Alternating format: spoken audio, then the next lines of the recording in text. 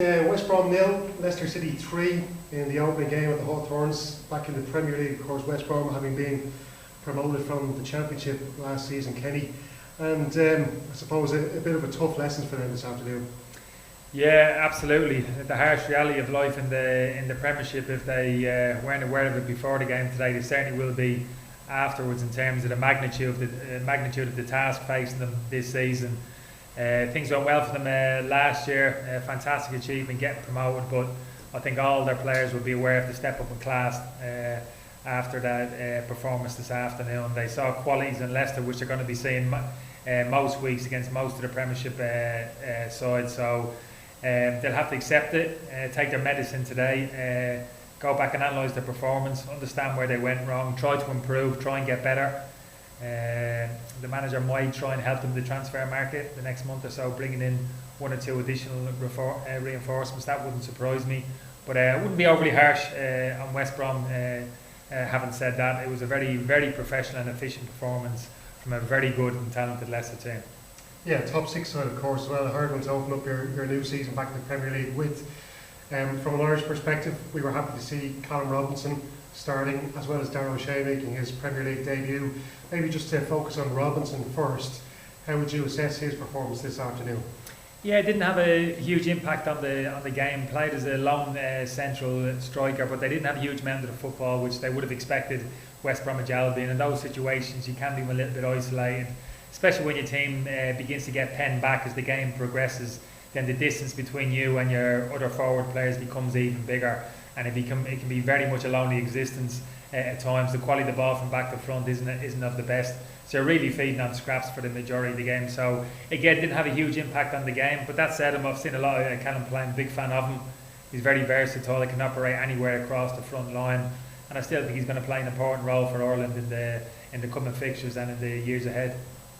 Yeah, then to look at Dara, as we mentioned, he's been making waves at underage level for Ireland, 19s, 21s. Came into West Brom, he wasn't even in the first team dressing room at the start of last season, but then came in halfway throughout the season, nailed down that right back position. We know he's a natural centre half, but he's played both those positions today. So again, maybe give us what your assessment is of Dara O'Shea's first Premier League game. Yeah, it was really interesting watching that. I had some experience with Dara some years ago with the under 19s for a period of time. So he hasn't had it easy. That's what I like. I like his backstory. Been trying to follow him since those days with the under 19s, as I would do with the majority of the players. And he hasn't had an easy route. He's had to step away from the football club and go and educate himself, become a better player in the lower leagues. Had spells at Exeter, I think it's Hereford as well. You probably know better than me. And I think that was the right decision for him. He's grown, probably both as a person and a footballer. He's improved. That suggests a strong mentality to me. Somebody who understands he's got to get better. He's got to learn more about the game. So he's prepared kind of to take a step backwards to take two steps forward. So clearly he's gone back into the West Bromwich Albion dressing room at the start of the season, kind of more confident, more kind of battle hardened. Probably understands more what the game is about. And it hasn't taken him long to win over the manager and get himself a starting place in the team. But I like his attributes, that versatility again, you've spoken about it, can play in a back four, centre half or full back. And even today we saw him in a back three. And I think what stands out about him, and I saw it with the under 19s, is his distribution from back to front. And in the modern game, that's a great attribute to have. We saw a couple of diagonal passes, first half, 40, 50 yard passes, travelling at speed with accuracy to furlong the West Bromwich Albion right wing back. You know, that somebody who can do that. Those players are few and far between. The likes of maybe kind of David Luiz and Conor Cody at Wolves maybe spring to mind.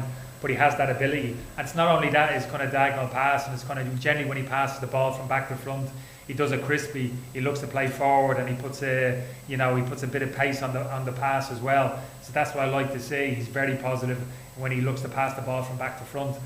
And I think that augurs very well for him in an Ireland jersey as well. I mean, he's on the periphery of the squad. Stephen called him in last time around.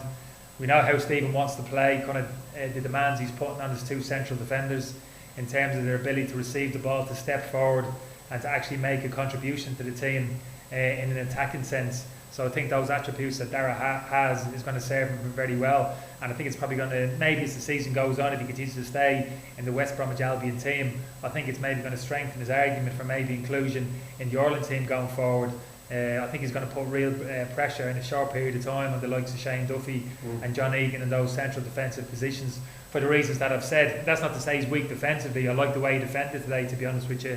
Thought decision making was good. Got himself in a couple of 1v1 situations at times. Harvey Barnes, that's not an easy thing. Gave away the penalty, but I wouldn't worry about that. The game was gone. You know, just a moment of indecision. But generally speaking, I was impressed with how we played defensively, but also how his use of the football in possession, I thought, was his outstanding attribute. Is it an advantage as well having your manager like Slaven Bilic, who was a centre half by trade himself? Does that help in the sense that he might be able to coach him and help him become better as a defender? Yeah, I think so. I think that's a fair argument. Bilic couldn't pass the ball like Dara O'Shea. I'll tell you that, he could teach Slaven Bilic a little bit himself as well in terms of how to distribute the ball. But you're right, Bilic was a very experienced defender at club and international level. That's not always the case, to be honest with you. You think it's a given. Those type of players with those kind of CVs as a manager will impart all this. No, it's not always the case, to be honest with you, but you'd like to think so. And it's not it's not a day-to-day thing, constantly feeding information. It might be now and again just a moment on the training pitch, a minute, just a small little bit of information, maybe a little bit of positional sense, just have a quick little chit-chat with him. But Dara strikes me as the type of player who's willing to learn. He's very open-minded and he's actually quite bright. It's one thing actually giving information to players, it's another thing for players to actually take it on and implement it quickly. That takes a degree of football and intelligence as well, and I sense there's a little bit with that in Dara. He absorbs that kind of information and he's improved quickly in a short period of time, so that all was very well for him going forward. Well, hopefully he does well for the rest of the season, gets more appearances under his belt. Just to move on to Leicester City then, Kenny, coming into the match, maybe Brendan Rodgers under a little bit of pressure because the fact that they let that Champions League qualification place slip away after being in such a strong position last season. Then towards the end of the season loses a lot of players. Pereira is still out injured, Ricardo Pereira I should say, Ricardo he's known as. He loses Ben Chilwell in a transfer move to Chelsea. Still without Jay Madison, who started on the bench and came off the bench. Wes Morgan, of course, out with an injury today. Johnny Evans, he's suspended for the first 3 matches of the season. So there was a lot going against Brendan Rodgers today coming into this match.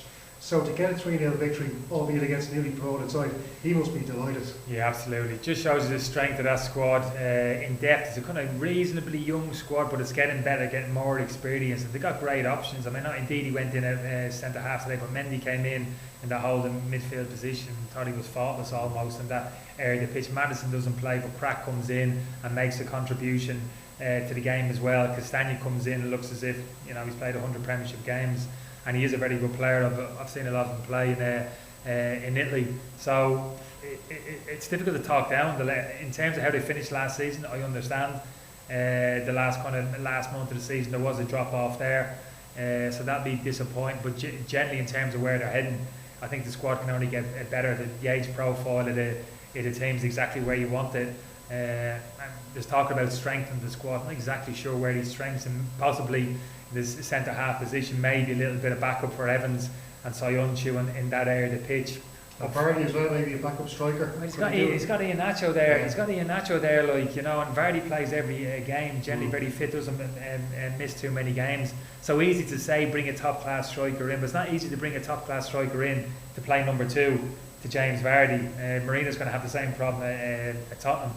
Not too many top class strikers are going to join Tottenham knowing that they're going to have to sit in the bench and wait for Harry Kane to pick up an injury. So you've got to get a quality replacement who's going to be happy maybe just to play a little bit of more of a bit part role, and who at the same time is going to not going to cause too many ructions, too many waves in the dressing room as well. So Iheanacho for me showed up well last season. So again, I would have been in a rush to get that third potentially centre forward into the football club. I just think they're in great shape, and get those players back like you mentioned, the likes of Johnny Evans. Indeed, he goes back into centre midfield. Madison gets that kind of match fitness. Demorty Gray comes back into the equation as well.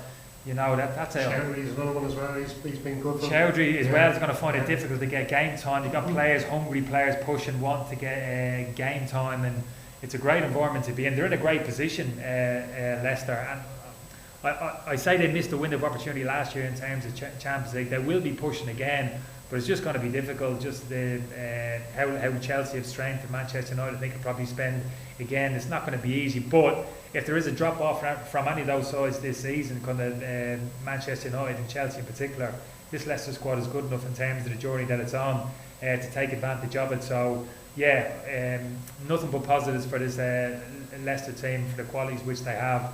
They're in great shape, and it's great days ahead if you're a Leicester City supporter. And Rodgers got himself a long-term contract last December, I think it was. He might have signed that new 5-year deal. So in that sense, he's not under pressure. But the fact that he has shown the potential of this bunch of players, that they can get into the ranking for the top 4, and perhaps could have seen it out if they hadn't had all those players missing in the last few games. Now, the owners at Leicester City, they don't seem, too, I suppose, he wouldn't be under too much pressure. Yeah, he's got not too demanding, you don't get that impression there. But he's got the Europa League to deal with this season. We've seen other clubs before trying to handle the Europa League as well as the Premier League, and we know it's a more condensed season this season as well, so that makes it even harder. Is he under pressure to get top 4 this season, do you think, Brendan Rodgers? I don't think he is, for the reasons that you said. You don't get a sense of, not too many comments come out at boardroom level in terms of, we demand this, money that's been sent, we expect this. You never really get a sense of that. They kind of detach themselves from it and let the manager get on with his work. I think you're right in terms of Europa League. We've seen what other teams have kind of really struggled. But again, just the depth in this squad, for me, there's an argument for saying that participation in the Europa League might actually help Rodgers, because it will give those players on the periphery of the squad not getting enough game time on a week-to-week basis. You can get them in Europa, you can give them game time, quality game time, those Europa League games. So you're keeping happy, you've got a happy dressing room of 20, 22 people, because they're all getting, you're rotating, and they're all getting enough of the action, enough of a taste of it in the Europa League and to a certain extent in the Premier League. So I think when you have got a big squad like that, the problem is not getting enough game time to people, and people getting a little bit ring rusty when they're eventually asked to come in, or getting a little bit disheartened because they're not getting enough football. But I think the Europa League in some respects solves that problem for Rodgers this year, because he can get those players quality game time, keep the match sharp, and also they're happy, they feel as if they're making a contribution and you're really part of it as a player. And that's important, because I've been in dressing rooms before, I looked at players who aren't getting game time, and over a period of time they get very down, get dejected. It's a natural thing. You don't feel as if really you're making a contribution if you're not on the pitch playing. So the Europa League might actually afford them that. So I could actually, this season, I could actually flip around and say it could actually enhance Leicester's chances this season for the reasons that I've said. Just to finish on a couple of quick ones, Kenny, great night for Jeff Hendrick last night for Newcastle against West Ham. There's been some discussion post-match that perhaps Jeff Hendrick, was he a little bit stifled at Burnley with regards to the tactics, and we know how Sean Dyche likes to keep his teams very set up in a strict 4-4-2, and there's not much room there really for a midfielder who likes to get forward and to attack. That maybe that Dyche likes to keep his side so disciplined and tight and uniform, that maybe that was stifling Jeff Hendrick a little bit. And did we see a flash last night of what Hendrick could achieve in a team like this Newcastle team? Are we going to see a new Jeff Hendrick over this Premier League season? Yeah, well, first of all, I haven't seen the game. I was emotionally drained after watching Liverpool Leeds game. I couldn't watch another one after that. So I'll be interested to see exactly what role Steve Bruce started him with. I take your point to a certain extent in terms of Burnley, the kind of style of play. Jeff's a very kind of technical player, likes to get on the ball and play in those midfield areas.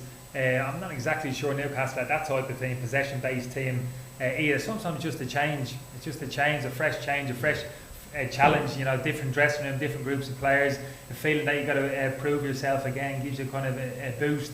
So that can help sometimes, Stephen. Something as simple as that. But clearly Jeff has those footballing qualities. Made a great start obviously last night. We'll get around to watch the game, and it'll certainly benefit him in Ireland indirectly if he can get a run of fixtures in the team. He's an interesting one, Jeff, in terms of his best position. So versatile. Can he plays in midfield too? Is he a natural wide midfield player? Probably not. Still seems for me in a kind of a midfield three, an advanced area in a midfield three. I still think you want to get him as high up the pitch as possible and get him in contact with the forward players. He's very good. He can see a pass. Jeff, technically, he's kind of very good. So again, he's going to be an important player for us in the immediate future. Really, that Slovakia game, very experienced player now. Jeff, particularly in the Ireland setup, and we're really going to be leaning on him. I feel Stephen is certainly the game against Slovakia. and in the months ahead. So great to see him start his career at Newcastle in such a positive fashion. Absolutely. And then finally, you mentioned Liverpool Leeds. Now, I'm not going to ask you to base Liverpool's season on one match at Anfield. We know newly promoted sides can really prove to be a tough obstacle to get over in the early stages. Liverpool maybe looked sloppy in parts of that game last night. I'm sure Jurgen Klopp will be tidying that up over the next few weeks. But from you've seen, would you like? Some people seem to think that Man City are going to bounce back from last year's disappointment.